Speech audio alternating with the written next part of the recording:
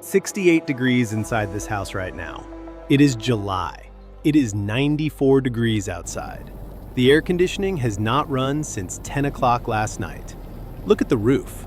That spinning metal turbine right there? $12 at any hardware store. 20 minutes to install.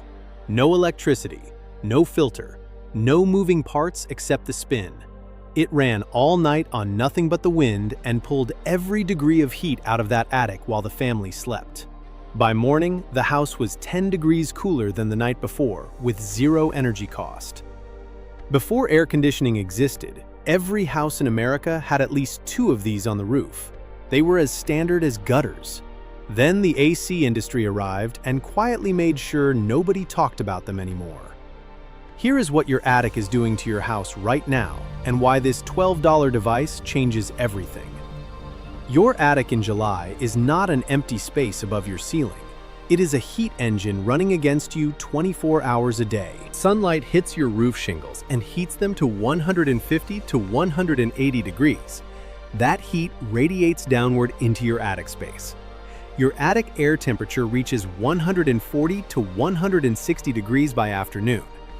That superheated air does not stay in the attic. Heat moves through your ceiling insulation continuously.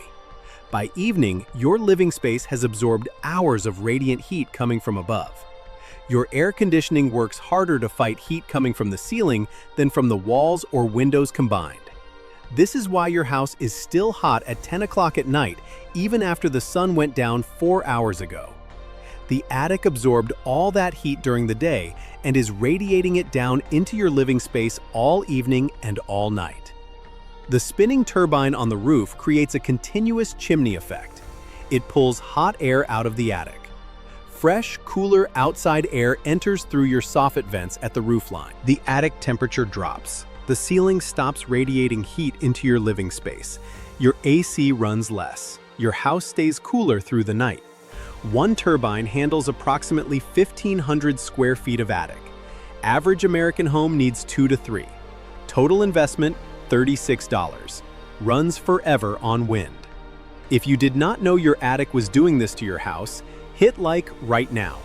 Because the AC industry has been charging you for the symptom for 50 years without mentioning the cause. Here is the history they do not put in the AC brochure. American homes built before 1960 almost universally had spinning turbine vents on the roof. Walk through any older neighborhood and look up. You will see them on the houses that were built before central air became standard. The builders of that era understood passive airflow because they had no choice. They designed houses to breathe. In 1902, Willis Carrier invented the first modern air conditioning system. By the 1950s, residential AC was becoming affordable. By the 1970s, it was standard in new construction. When builders started putting AC in every house, 2 things happened. First, they stopped installing turbine vents because AC made them seem redundant. Second, they started building tighter houses because tight houses hold conditioned air better.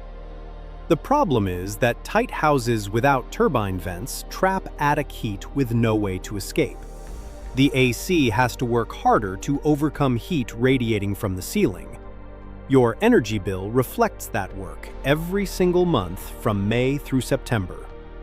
The HVAC industry does not mind. Every degree your attic stays hotter means more hours your AC runs. More hours your AC runs means more electricity sold, more service calls scheduled, more unit replacements every 12 to 15 years. A $12 turbine that eliminates the root cause of the problem is not something any of those industries have any interest in putting back into public conversation. Here is exactly what to buy and how to install it. At any hardware store, you will find spinning turbine roof vents under brand names like Lomanco, Masterflow, or AirVent. The turbine diameter you need depends on attic size. An 8-inch turbine handles up to 1,000 square feet. A 12-inch turbine handles up to 1,500 square feet. For most American homes, 2 12-inch turbines run between $20 and $30 total. The turbine comes with a base flange that fits over a round hole cut in the roof.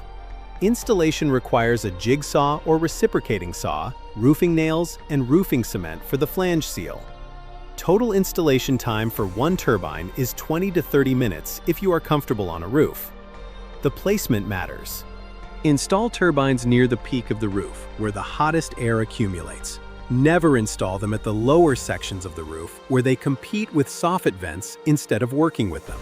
Your soffit vents are the small vented sections under your roof overhang at the bottom of the roofline. They are the air intake for the system. Turbines at the peak pull hot air out.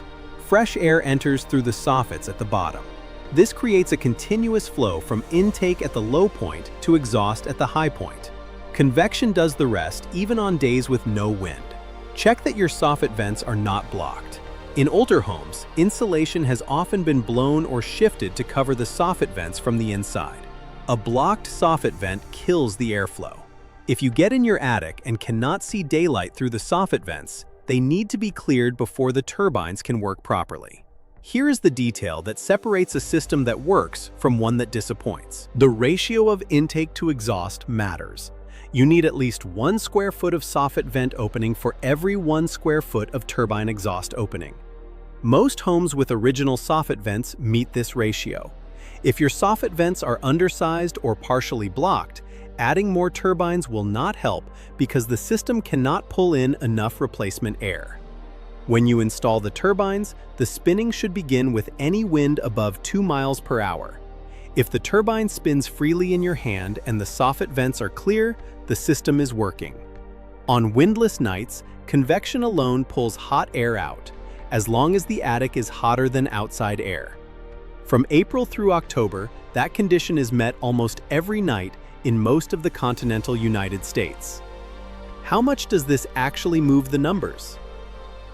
Berkeley National Laboratory has measured attic ventilation effects on residential energy use for decades. Their data consistently shows that adequate attic ventilation reduces summer cooling costs between 10 and 15% in most American climates. For the average American home spending $800 a year on summer cooling, that is $80 to $120 per year saved, every year, from a one-time $36 investment. Most homeowners recoup the cost of the turbines in the first month of summer. The HVAC industry prefers to sell you a higher efficiency AC unit for $3,000 to $5,000 to achieve the same reduction in cooling costs. The unit efficiency goes up, the bills go down slightly. You spent $3,000. The root cause of the heat coming from the ceiling was never addressed. One note on winter. Turbines can be capped during winter months to prevent cold air from entering the attic when you want to retain heat. Most turbine models come with a damper that closes in low wind to prevent backdraft. In cold climates, check that the damper is seating properly before the heating season.